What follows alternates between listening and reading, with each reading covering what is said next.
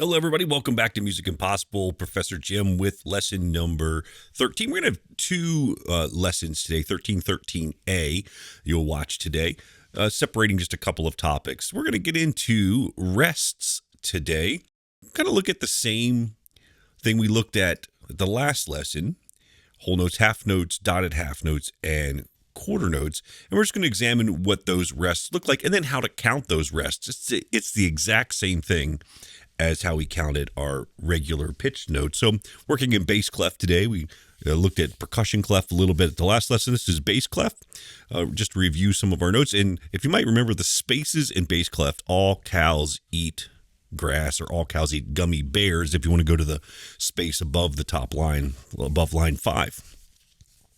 So we got a bunch of G's going across the screen here. And now let's just kind of examine what those rests look like.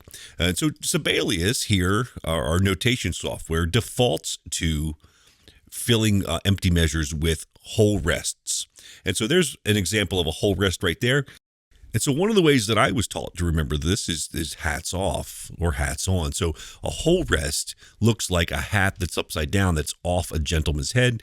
A man would be considered more of a gentleman with his hat off. So therefore he gets more counts or more points, if you will. And so he gets 4 counts. Whereas our half rest, we'll go ahead and stick that in right here. We see our half rests is going up, almost like the hat is on someone's head. So that would only get 2 counts. So we see our whole rest here that hangs from the 4th line and gets 4 counts. And our half rest is up from the 3rd line. And that tells us that we have a half rest. And then if we come over here, let's take a look at maybe a dotted half note rest. And it's very simply looks like that. It's a half rest with a dot next to it.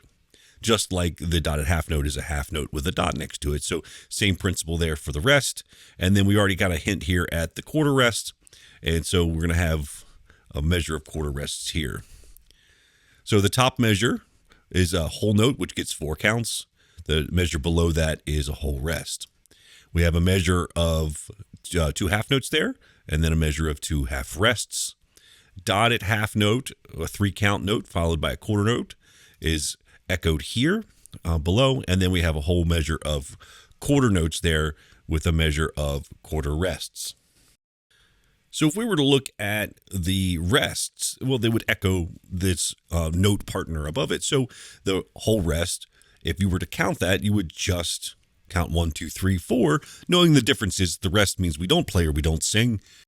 And then we come over here to our half rests. Same thing, counts 1 and 2 under the first half rest, 3, 4, and you get the idea. And here we are, same thing, dotted half rest, followed by a quarter rest, 1, 2, 3, and then 4. And then finally we have our quarter rests.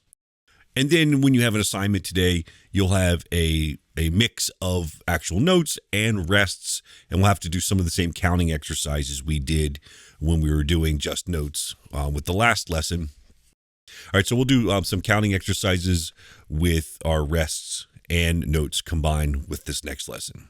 All right, stay tuned. We're going to dive into actually drawing some of these things, notes and rests, and how to go about doing that, and some rules to follow. And we'll get some practice creating treble clefs and bass clefs, and then drawing notes on the staff so they're readable, and a couple of rules to follow with that. All right, more on that next time. See you then.